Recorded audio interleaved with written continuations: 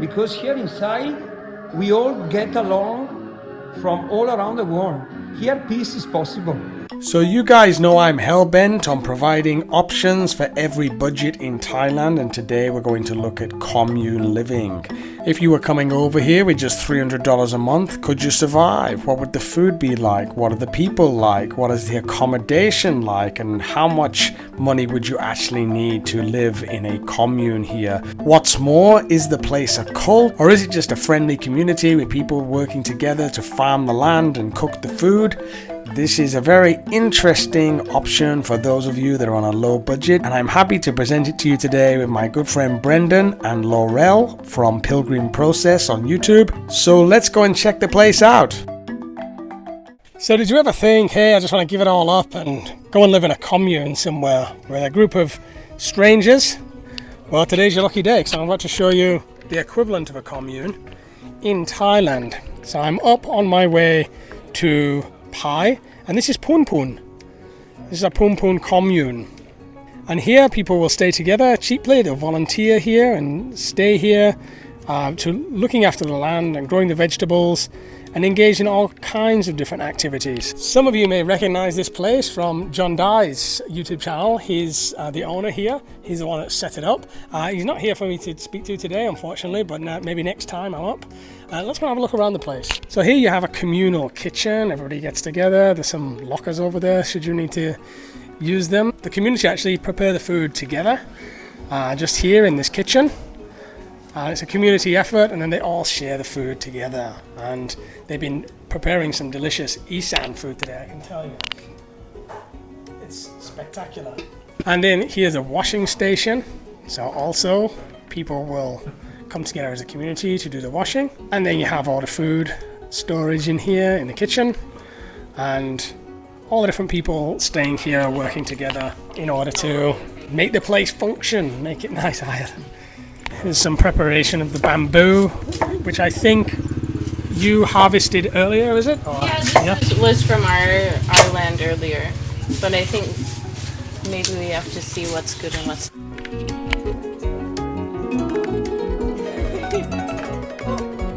Any high free?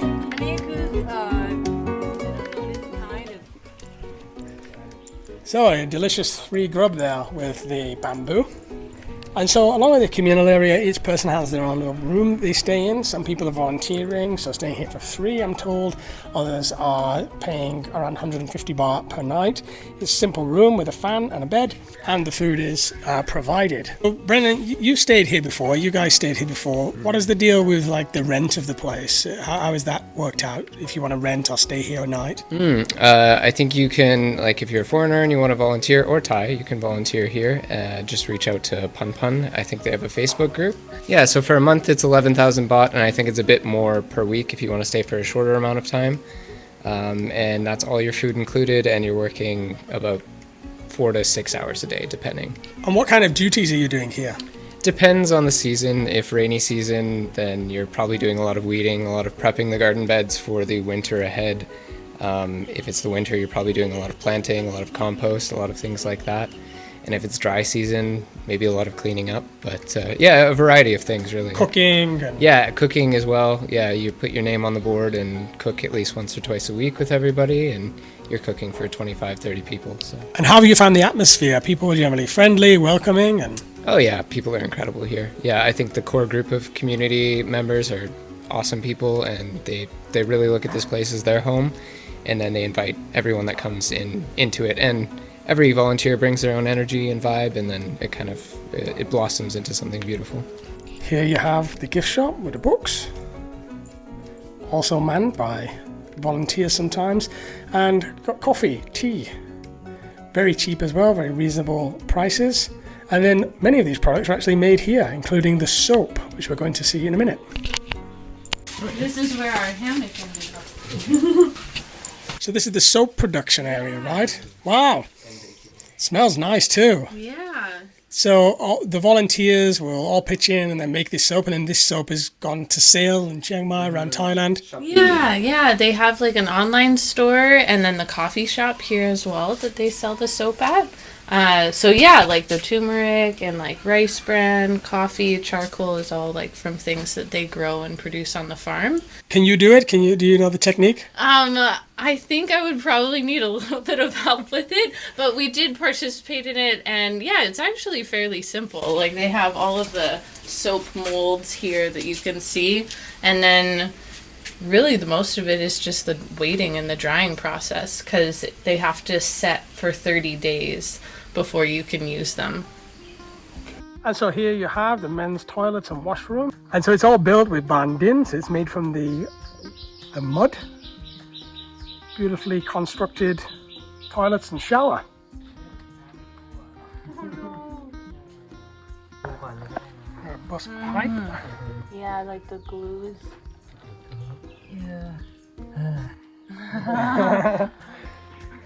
That's the sigh of, why do we live like this? It's if you're going to live this lifestyle, get used to that. Coconut husk,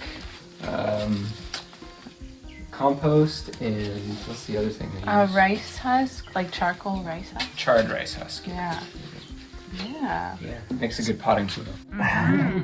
So this is the seed saving area, which is what this place is really all about. Yeah. It's about saving seeds. And I'm told that if you call and you request some of these seeds, they send them to you for free. That's right. So you've got everything here. Yeah, they have, and this isn't even everything. They have like fridge and freezers, which is probably locked right now. Yeah.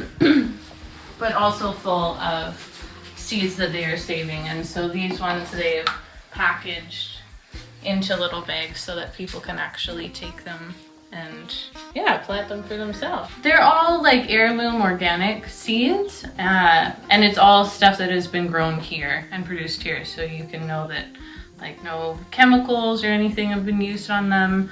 And they're really trying to just bring back diversity and things that you're not maybe seeing as much or as regularly in like markets and whatnot. And that's what Pijo has kind of talked a lot about in his childhood, of seeing so many things that have disappeared over the years that just you can't really find anymore. Do you think you could live here full time? Live here at Pun Pun full time? For us personally, probably not. I think we have a lot of stuff that we want to accomplish personally, and that's hard in community, but I think eventually we would want to live in some sort of community, I suppose. Yeah. So this building's got a living roof. So this is where people would stay here. To this side you have the seed bank, and then over there the toilets, just to give you some perspective. And then this is where people would stay. But this one's wide open. Oh, okay. Yeah, so just really simple accommodation. Almost like monk living, right? They put up a mosquito net when you come. So you have a mosquito net in here. Yeah. But you got your fan, you got your basics, you're in the middle of nature. Yeah. What more can you ask for? Yeah. So now you're nestled right here Yeah. in the middle of nature. Hey, Very recognized right now without and you? me to Simone. Simone. Yeah. I discovered I'm blind, guys.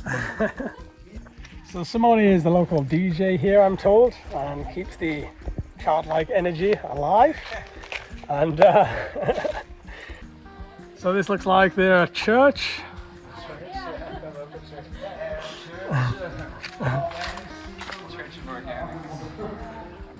And so this space usually is used for just gathering together. Yeah, gathering together. Simone putting some tunes on. And also here we prefer to do outside when it's possible. We do a bonfire. Uh-huh. No? Bonfire even nicer, no? It's more, Sonic sound room. 3 levels on this one. So you can go up. Listen to music. The third level is like some pretty rickety bamboo stuff.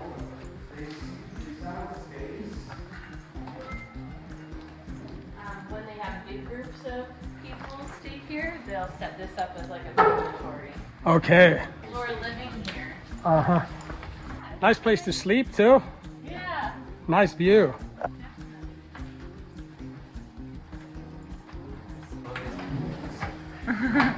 So yeah, you can see some of their garden zones down here. And then this house, this round house, I don't know if you can see, is John Dye's house. John Dye's house is there. I should probably mention here that I don't really get a cult vibe here. It's more like a hostel vibe, where people are kind of pitching in together as a community, staying here on the cheap, traveling on the cheap, and why not? We sat to eat just earlier, and it was nice to chat with everybody. Everyone's very open-minded. The discussions were nice and deep, the way I like them anyway. So overall, the vibe is very nice here. So Simone, Yeah. you've been staying here now for about 8 months. Yeah. How's your experience, my friend? How are you finding it? So for me, being in Pampan is like a way of being, because here the life is very slow, and we take everything easy. And the community is friendly? And the community is friendly. And I tell you one more thing, and I'm Italian. Is 8 months I'm here, and I never raise my voice too hungry or too like arrogant, because here inside we all get along from all around the world. Here peace is possible. Equality, love. Yeah, yeah. And then in the same time is traveling without moving, because you meet people from all around the world, and that is also nice. Beautiful, man. Yeah. So, and you think you're going to try to stay a little bit longer? A little bit longer. I'm in the end, 8 months, man, it's been a long. Try to think it's 1 year I'm not working. And would you go back to Italy then? Or? No, I don't want to, but it's not very easy to find a job as a foreigner in Thailand. I have a proposal, but let's see what's come up. And what is your role here within the community? I do everything, a little bit of everything, like yeah? a joker, yeah. Which actually in Pampan, they like that you do a little bit of everything, you know? Everyone, we do everything, mostly together. We go in a group to do things. That's Nice. why we can do a lot of things in few hours. Because we go like in 10 people, and in 10 people you do a lot of things. And today you're setting up the speakers ready for something, or are you just testing them out? No, just researching some new music. As my passion to be a DJ, I need to upload music more and more and more and more and more. It's a never-ending research. Perfect. Thanks Yeah. for chatting with me, Simone.